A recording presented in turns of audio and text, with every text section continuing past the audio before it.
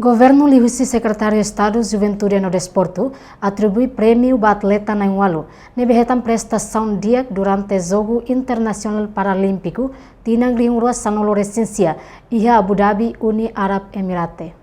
Cerimônia atribuição prêmio oficialmente entrega o representante CZD, atual diretor alta competição Maria Luísa Monteiro e restaurante Café Lete Forro Marconi Dili, sexta-feira, Loron Rua, fulan dezembro, tina Rihun Rua, Rua Nulo Resin Rua.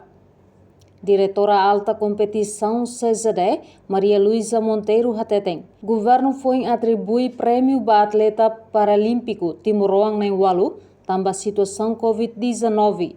Por decreto-lei, atribuição prêmio baseia ba categoria medalha, nebe atleta sirahetan e jogo internacional. Relação com atividades realmente ita governo for apreciação vai ter atleta sernebe maka participa e Abu Dhabi 2019 ter nós ita processo ini halal dia no mebe tambah mai 2020 também com Covid 2021 também mas Covid governo